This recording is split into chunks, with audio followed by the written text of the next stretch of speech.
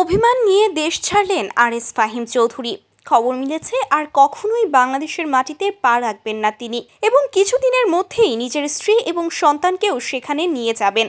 হ্যাঁ ভিউয়ার্স, জনপ্রিয় content creator RS Fahim দেশ ছেড়ে পাড়ি জমিয়েছেন মালয়েশিয়ায়। তবে এটি কোনো তার সাধারণ ভ্রমণ নয়, বরং স্থায়ীভাবে তিনি দেশ ত্যাগ করেছেন বলে ধারণা করা হচ্ছে। তো হঠাৎ করে তিনি কেন এমন সিদ্ধান্ত নিলেন এবং কি ঘটেছে তার সাথে, চলুন ঘটনার বিস্তারিত জেনে নেওয়া যাক। গত দুদিন আগেই ফাহিমের ভেরিফাইড ফেসবুক পেজ ঘেঁটে দেখা যায় যে ফাহিম দেশ ত্যাগ করছে, এবং দেশ ছাড়ার কিছু ঘন্টা আগেই তিনি একটি পোস্ট শেয়ার করে ক্যাপশনে লিখেছেন, জীবনে চলার পথে কেউ বিশ্বাসঘাতকতা করবে, কেউ ভালোবাসবে না, কেউ বা ছলনা করবে ভালোবাসার নামে, আবার কেউ বন্ধুত্বের নামে ব্যবহার করবে।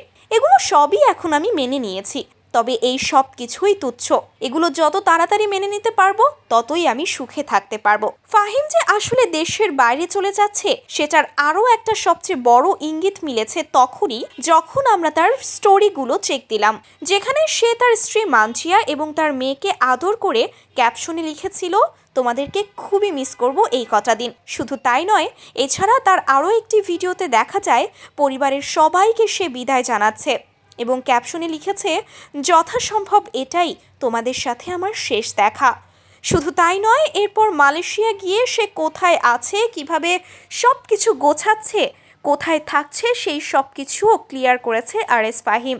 অর্থাৎ মালয়েশিয়াতেই সে নিজের জীবন সুন্দরভাবে গড়ার পরিকল্পনা করছে। হয়তো তার পরিবারও কিছুদিনের মধ্যেই সেখানে পৌঁছে যাবে। তো ভিউয়ার্স, আপনাদের কাছে কি মনে হয়, হঠাৎ কেন দেশ ত্যাগ করলেন আরএস ফাহিম? কেনই বা এমন সিদ্ধান্ত নিলেন? অবশ্যই আপনার মতামতটি কমেন্ট করে জানাতে ভুলবেন না কিন্তু।